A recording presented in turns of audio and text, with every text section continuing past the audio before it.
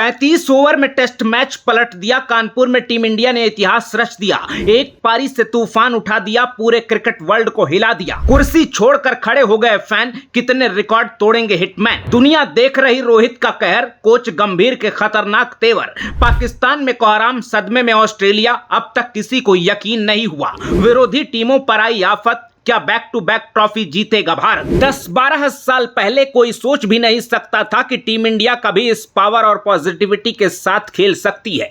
भले ही सामने बांग्लादेश था, लेकिन टेस्ट मैच के चौथे दिन विरोधी टीम को 233 पर ऑल आउट करने के बाद सामान्य रूप से टीम इंडिया 1 घंटे तक आराम से बैटिंग प्रैक्टिस कर रही होती। कानपुर के पिच में ऐसा कुछ नहीं था जो बल्लेबाज को परेशान करता, तो आसानी से रन आते रहते और ज्यादा से ज्यादा रन ए बॉल यानी 5-6 के रन रेट से स्कोर आगे बढ़ता। कोच कप्तान खुश होते। WTC की रेस में पिछड़ने पर सवाल उठता तो किस्मत को कोसा जाता। ड्रॉ के बाद खराब मौसम, बारिश की मार का आसान सा बहाना होता। प्रेस कॉन्फ्रेंस में कोच और कप्तान टफ लक फॉर अस बोलकर निकल जाते, क्योंकि यही सबसे आसान रास्ता होता था। लेकिन आज के दौर में आसान रास्ता रोहित शर्मा अपने साथ लेकर चलते हैं। कानपुर का तूफान चीख चीख कर पूरी दुनिया में ऐलान कर रहा है, क्योंकि जिस टेस्ट मैच के 2.5 दिन बर्बाद हो गए, 240 ओवर का खेल रद्द हुआ। रोहित ने कहा उस मैच को हम खेलेंगे तो सिर्फ अपनी जीत के लिए। इतना तो सब सोच रहे थे कि रोहित गंभीर का प्लान कुछ ऐसा ही होगा, लेकिन बांग्लादेश पर इतना खतरनाक अटैक होगा इसकी किसी को उम्मीद नहीं थी। हालत ऐसी हो गई कि बांग्लादेश के पास टीम इंडिया को रोकने का कोई प्लान नहीं था। ये हाल तब था जब रोहित सिर्फ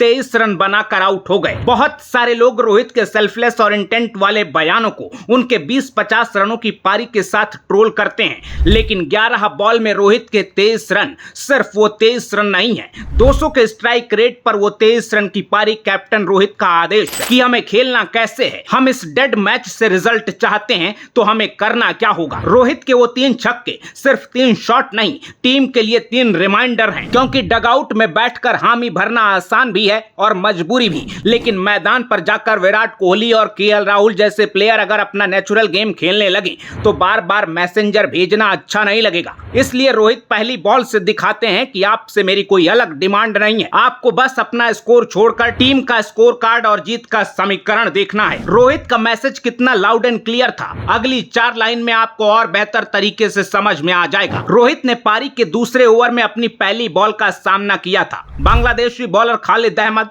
भारत दौरे पर अपनी पहली गेंद फेंक रहे थे।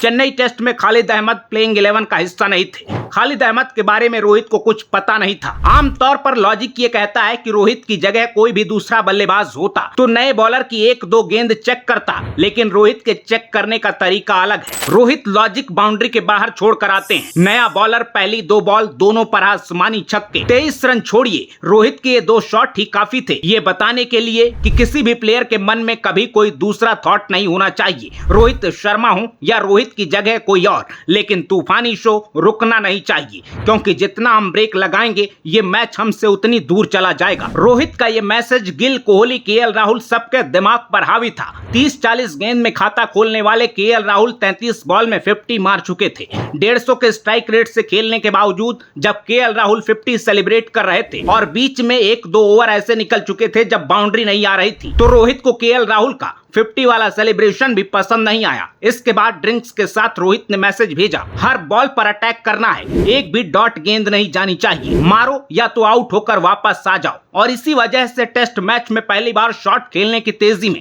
47 रन पर बिना हाफ सेंचुरी लगाए कोहली ने अपना विकेट फेंका। दूसरी तरफ KL राहुल ने अपने स्कोर की कोई परवाह नहीं की और करीब 160 का स्ट्राइक रेट मेंटेन किया। रिजल्ट ये हुआ कि एक तरफ पहले दिन 35 ओवर खेलकर बांग्लादेश ने 107 रन बनाए थे। टेस्ट के चौथे दिन 35 ओवर में टीम इंडिया ने 285 रन ठोक दिए। बांग्लादेश की टीम जब तक कुछ समझ पाती खेल हो चुका था, टीम इंडिया ने जाल बिछा दिया था और ऐसे चढ़कर बैठ गई थी कि न डिफेंस करने लायक छोड़ा और न अटैक। अच्छी बात यह है कि अकेले रोहित शर्मा का कॉल नहीं है, गौतम गंभीर का भी फुल सपोर्ट है। टेस्ट सीरीज से पहले कोच गंभीर से पूछा गया था कि उनके राज में किस ब्रांड की क्रिकेट खेली जाएगी। गौती ने कहा था, मैं हमेशा से मानता हूं जो स्टाइल आपको मैच जिताए। जो स्टाइल आपको पॉजिटिव रिजल्ट दे वही बेस्ट स्टाइल है। हम किसी और की तरह किसी एक फॉर्मेट में बंद कर नहीं रहना चाहते। मैं ऐसी टीम देखना चाहता हूं जो सिचुएशन और कंडीशन का सम्मान करे और जीत के लिए जो जरूरी हो उस ब्रांड की क्रिकेट खेले। मैं कोई एक नाम लेकर एक तरह का गेम थोपना नहीं चाहता। मैं चाहता हूं हम सबसे तेजी से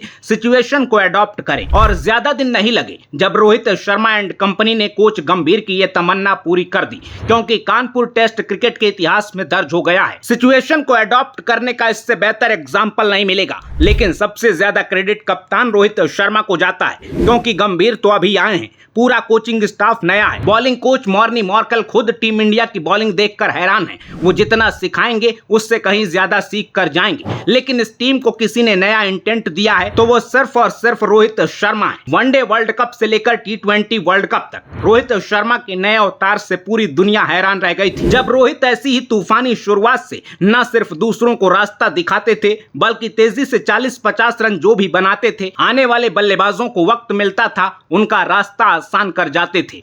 और अब टेस्ट में रोहित एक नया इतिहास लिखने की ओर बढ़ चले हैं। टीम इंडिया के नए तेवर से WTC में दावेदारी और मजबूत हो गई है। एक समय पर ऐसा लग रहा था कि कानपुर टेस्ट बारिश की भेंट चढ़ गया और टीम इंडिया का रास्ता मुश्किल होता दिख रहा है, लेकिन 2 सेशन के खेल में भारत ने गेम को 360 डिग्री चेंज कर दिया। रोहित गंभीर के राज में टीम इंडिया की इस नए तेवर पर आप क्या कहेंगे? कमेंट बॉक्स में जरूर बताइएगा। और अगर आप भी मानते हैं कि रोहित जाते जाते ना जाने कितने रिकॉर्ड ध्वस्त करके जाएंगे तो सोच क्या रहे हैं? अपने वन लाइनर के साथ हिटमैन के सपोर्ट में इस वीडियो को शेयर कर दीजिए। अपना ख्याल रखिए, आते रहिए। जय हिंद।